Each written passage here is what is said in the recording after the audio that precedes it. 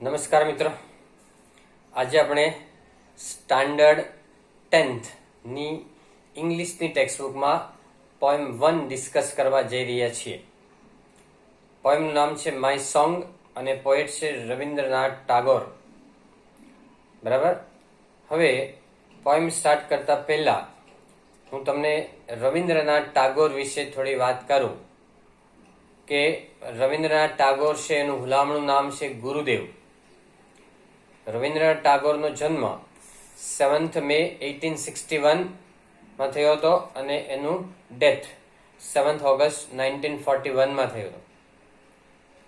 રવિન્દ્રનાથ ટાગોર છે એ એક સારા એવા કવિ, ફિલોસોફર એટલે તત્વજ્ઞાની, આર્ટિસ્ટ એટલે કલાકાર, રાઇટર અને પેઇન્ટર હતા. રવિન્દ્રનાથ ટાગોર એકમાત્ર દુનિયાના એવા વ્યક્તિ છે કે જેમણે 2 દેશોનું રાષ્ટ્રગીત લખેલું છે. આપણું છે જનગણ મન અને એક બાંગ્લાદેશનું છે હમાર સોનાર બાંગ્લા. એવું કહેવાય છે કે શ્રીલંકા મઠા પણ એમણે લખેલું છે એવું કેટલાક લોકોનું માનવું છે.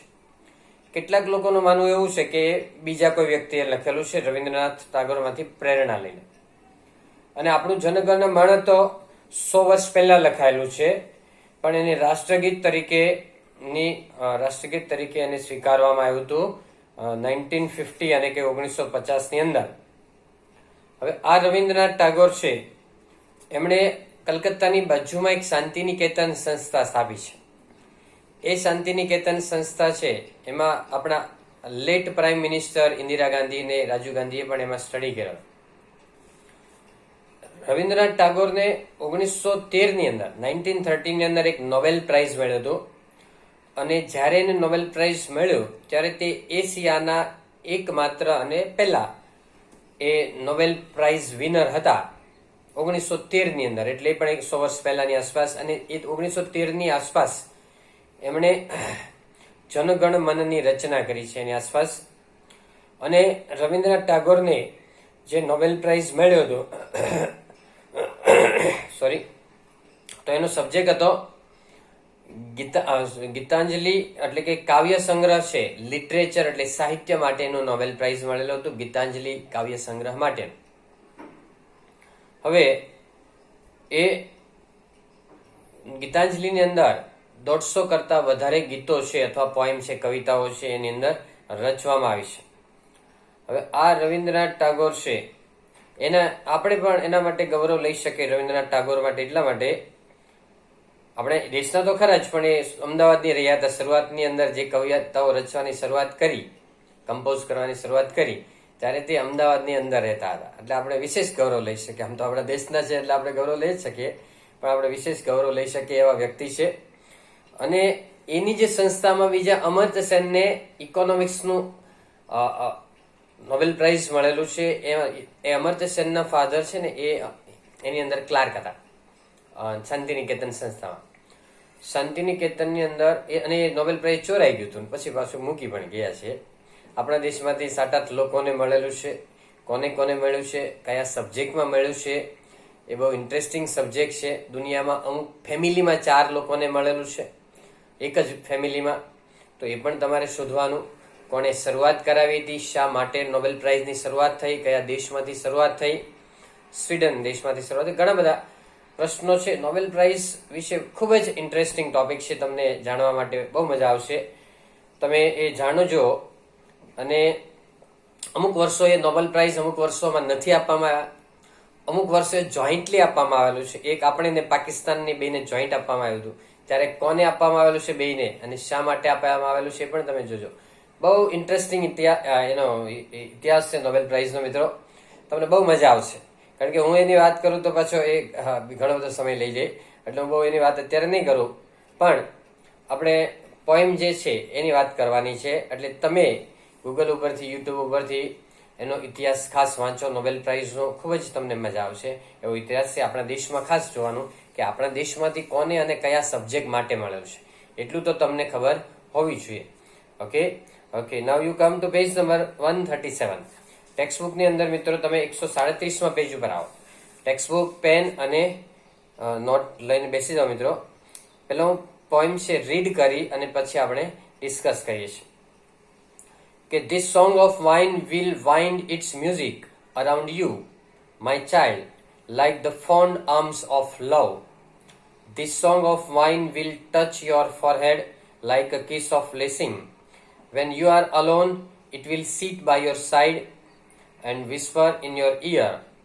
When you are in the crowd, it will fence you about with aloofness. My song will be like a pair of wings to your dreams. It will transport your heart to the verge of the unknown. It will be like the faithful star overhead when dark night is over your road.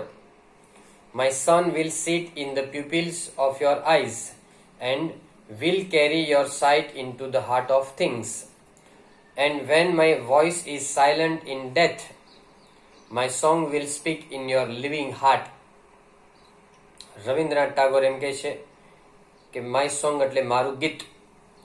મિત્રો, એ poem શરૂ કરતા પહેલા હું તમને ગ્લોસરી નીચે લખેલું છે એ ગ્લોસરી સમજાવું છું પોઈમમાં, અને પછી પોઈમ સમજીએ. ગ્લોસરીને અમુક લોકો ગ્લોઝરી બોલે છે, ગ્લોઝરી નહીં, એનો ઉચ્ચાર ગ્લોસરી થાય છે. ફોન્ડ આર્મ્સ એટલે પ્રેમપૂર્વકના હાથ, હેતાળ હાથ છે. ફોર હેડ એટલે કપાળ થાય. ફોર એટલે આગળનો ભાગ થાય, આગળનો ભાગ. ફોર ફાધર્સ એટલે આપણા પૂર્વજો થાય. ફોરવર્ડ એટલે આગળની પ્રસ્તાવના. જે બેકવર્ડનું વિરોધી ફોરવર્ડ છે એનો સ્પેલિંગ અલગ છે, અને હું અહીંયા જે ફોર કહું છું, ફોર FORE, પ્રાણીઓમાં આગળના પગ હોય તો ફોર લેગ્સ અને હિન્ડ લેગ્સ કહેવાય, આગળ માટે ફોર, બરાબર, FORE. તો ફોર હેડ એટલે આગળનું હેડ, એટલે કપાળ છે ને એને ફોર હેડ, આ હેડ છે ને ફોર હેડ એટલે આગળનું માથું એટલે કપાળ કહેવાય, એને ફોર હેડ એટલે કપાળ. બ્લેસિંગ એટલે આશીર્વાદ થાય. ફેન્સ એટલે તમને ખબર હોય તો કાંટાળી વાળ હોય છે, અહીંયા ફેન્સ એટલે રક્ષણ આપવું એવું લેવાનું. સીટ બાય યોર સાઈડ એટલે તારી બાજુમાં બેસશે, તને મદદ કરશે, તને પ્રોત્સાહિત કરશે. અલુફનેસ એટલે એકલતા થાય, એકલતા, ડિટેચમેન્ટ, અટેચમેન્ટનું વિરોધી છે. વિસ્પર એટલે ધીમેથી બોલવું અથવા ગણગણ કરવું. ટ્રાન્સપોર્ટ એટલે મુસાફરી કરી, ટ્રાન્સપોર્ટ. એમાં પોટ શબ્દ છે મિત્રો, પોટ. પોટ એટલે બંદર થાય. પહેલા છે વિમાનનું સંશોધન થયું અને 100 વર્ષની આસપાસ, 100 ઉપર 10-15 વર્ષ થયા. તો એ પહેલા આપણો વાહન વ્યવહાર જળ માર્ગે થતો હતો. પોર્ટ એટલે બંદરેથી થતો હતો, એટલે એનું નામ છે ટ્રાન્સપોર્ટ પડ્યું. પછી જે આવે ને વસ્તુ એને શું કહેવાય? ઇમ્પોર્ટ. પછી ત્યાંથી જાય એટલે એક્સપોર્ટ કહેવાય. પોર્ટ એટલે બંદર, હાર્બર. આવન જાવન થાય તો ટ્રાન્સપોર્ટ કહેવાય. ત્યાર પછી એની ઉપરથી શબ્દો બનવા માંડ્યા હતા કે હવે તમારે ફોરેન જવું હોય તો તમારે એરપોર્ટ પર જવું પડે, તમારે પાસપોર્ટ નામનો ડોક્યુમેન્ટની જરૂર પડે. તો કોઈ વસ્તુ તમે ઇઝીલી કેરીડ હોય લઈ જાઓ તો પોર્ટેબલ થિંગ્સ કહેવાય એને, પોર્ટેબલ, બરાબર. તો આ રીતે પોર્ટ શબ્દ એટલે બંદર ઉપરથી બનેલા બધા શબ્દો છે. બંદર એટલે વાંદરો નહીં, પણ બંદર એટલે કંડલા બંદર છે, મુંબઈ બંદર છે વગેરે. ઓન ધ વર્જ ઓફ એટલે ખૂબ નજીક થાય, કિનારીએ અથવા ખૂબ નજીક. તો રવિન્દ્રનાથ ટાગોર એમ કે છે કે this song of wine will wind its music around you. મારું ગીત છે તારી આસપાસ સંગીત છે એને વીંટાળશે. વાઇન્ડ એટલે વીંટાળવું. ટેક્સટાઇલમાં વાઇન્ડિંગ મશીન આવે. વાઇન્ડિંગ એટલે વીંટાળવા માટેના દોરાને વળ ચડાવે. વિન્ડ બોલો તો પવન થાય મિત્રો, એનું એ સ્પેલિંગ. વિન્ડ બોલો તો પવન થાય, અને વાઉન્ડ બોલો તો વીંટાળવું થાય, સોરી, વાઇન્ડ બોલો તો વીંટાળવું થાય. હવે આનું ભૂતકાળ ને ભૂતકૃદંત વાઉન્ડ થાય, WOUND. એને જો તમે વાઉન્ડ બોલો તો વીંટાળ્યું, અને એનો એ સ્પેલિંગ તમે વિન્ડ બોલો તો પવન, વુન્ડ બોલો, વુન્ડ તો જખમ થાય. વુન્ડ WOUND, એને વુન્ડ બોલો તો જખમ, અને વાઉન્ડ બોલો તો વીંટાળ્યું હતું. અહીંયા પણ એવું છે, વાઇન્ડ બોલો તો વીંટાળવું અને વિન્ડ બોલો તો પવન. ઉચ્ચાર બદલે તો મિનિંગ બદલે. This song of wine will wind its music around you.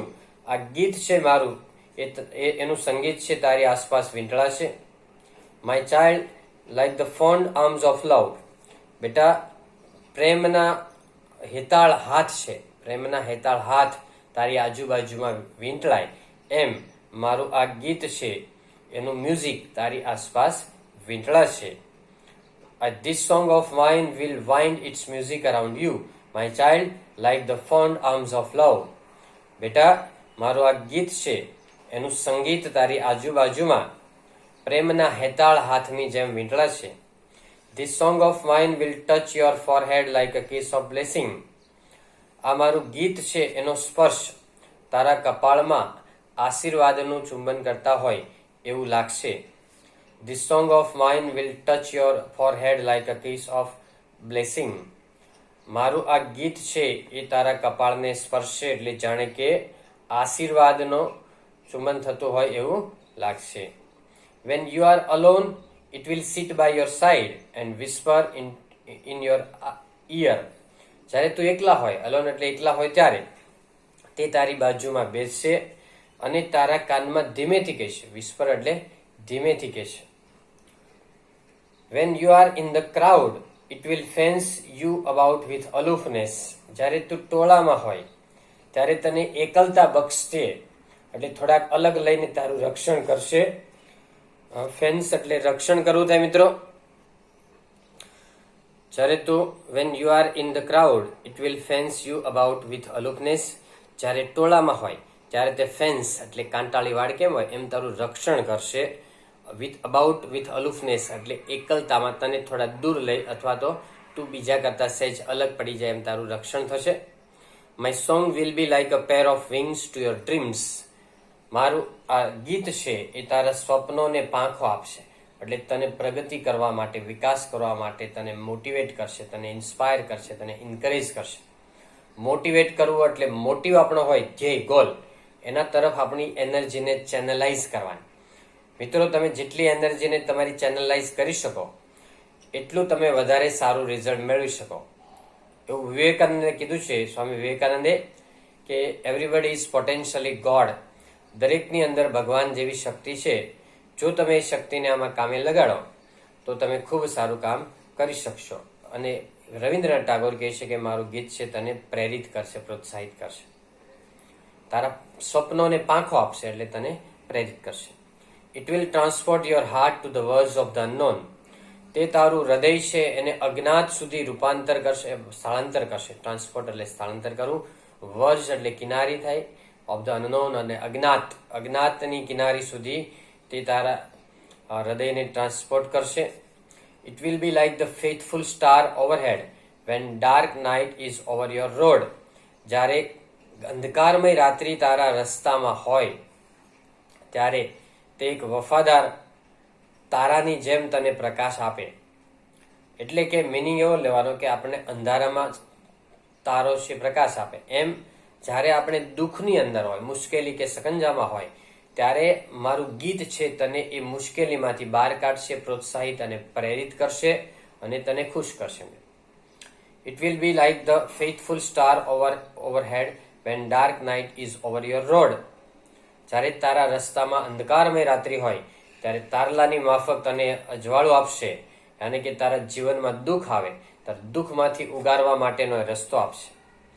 My song will sit in the pupils of your eyes. Pupil એટલે વિદ્યાર્થી પણ થાય અને આંખની કીકી પણ થાય. તો મારું ગીત છે એ તારી આંખની કીકીની અંદર બેસશે. My song will sit in the pupils of your eyes and will carry your sight into the heart of things. અને તારી દ્રષ્ટિને વસ્તુઓના હૃદય સુધી લઈ જશે. My song will sit in the pupils of your eyes and will carry your sight into the heart of things. મારું ગીત છે તારી આંખની કીકીની અંદર બેસશે અને તારા વસ્તુઓના હૃદય સુધી તને લઈ જશે, તારી દ્રષ્ટિને લઈ જશે. સાઇટ એટલે દ્રષ્ટિ, સી એટલે જોવું, એના ઉપરથી સાઇટ છે. And when my voice is silent in death, જ્યારે મારો અવાજ છે મૃત્યુમાં શાંત થઈ જાય, ત્યારે ખામોશ થઈ જાય, ત્યારે my song will speak in your living heart. ત્યારે મારું ગીત છે તારા જીવંત હૃદયની અંદર ગણગણતું રહેશે. And when my voice is silent in death, my song will speak in your living heart. અને જ્યારે મારો અવાજ છે કાયમને માટે શાંત થઈ જાય ત્યારે મારું ગીત છે તારા હૃદયની અંદર ગણગણતું રહેશે. ફરી એકવાર આખી પોએમ રેડી કરી અને એકવાર આખું ગુજરાતી કરી જાઉં છું. તમે જુઓ મિત્રો કે પોએમની અંદર ઘણીવાર ક્વેશ્ચન આન્સર જે પૂછાય, ભલે ઓપ્શન હોય તો પણ થોડુંક ડિફિકલ્ટ, ઓર લિટલ ડિફિકલ્ટ હોય છે. એટલે તમારે પોએમ જેટલી વાર વધુ ને વધુ વાર આ વિડીયો જોવાય એટલી વાર તમારે વધારે સારી એ પોએમ દ્રઢ બનશે, કોન્ક્રીટ બનશે. તો this song of mine will wind its music around you, my child. like the fond arms of love. This song of mine will touch your forehead like a kiss of blessing. When you are alone, it will sit by your side and whisper in your ear. When you are in the crowd, it will fence you about with aloofness. My song will be like a pair of wings to your dreams. It will transport your heart to the verge of unknown. It will be like the faithful star overhead when dark night is over your road. My song will sit in the pupils of your eyes and will carry your sight into the heart of things. And when my voice is silent in death, my song will speak in your living heart. Rabindranath Tagore કહે છે કે બેટા, મારું ગીત છે એ તારી આસપાસ સંગીતની જેમ વીંટળાશે, અને જે રીતે મારા ગીતનું સંગીત છે એ તારી આસપાસ હેતાળ હાથ છે, જે રીતે વીંટળાય એ રીતે વીંટળાશે. આ મારું ગીત છે એ તારા કપાળને સ્પર્શે અને જાણે કે આશીર્વાદની વર્ષા થતી હોય એવું લાગશે. જ્યારે તું એકલા હોય ત્યારે ગીત તારી બાજુમાં બેસી અને કાનની અંદર ગણગણશે, તને કંપની આપશે. જ્યારે તું ટોળામાં હોય ત્યારે આ ગીત છે તને એકલતામાં લઈ જઈ અને તને રક્ષણ આપશે. મારું આ ગીત છે એ તારા સ્વપ્નોને પાંખો આપશે, તને આગળ વધવામાં મદદ કરશે. તે તને અજ્ઞાતના, તારા હૃદયને અજ્ઞાતના કિનારે લઈ જશે. તે તારી રોડ ઉપર જ્યારે અંધકારમય રાત્રિ આવે તે તેજસ્વી સિતારાની માફક તને રસ્તો બતાવે, તને મુશ્કેલીમાંથી બહાર આવવાનો રસ્તો બતાવશે. મારું ગીત છે તારી આંખોમાં રહેશે અને તારી દ્રષ્ટિને વસ્તુઓના હૃદય સુધી લઈ જશે. અને જ્યારે હું કાયમને માટે ખામોશ થઈ જાઉં ત્યારે મારું આ ગીત છે તારા હૃદયની અંદર હંમેશને માટે ગણગણતું રહેશે. Okay, so that is what the poem is all about, friends. Thank you very much. Happy learning, happy sharing. વિડીયોને લાઈક કરો, શેર કરો અને સબસ્ક્રાઇબ કરો.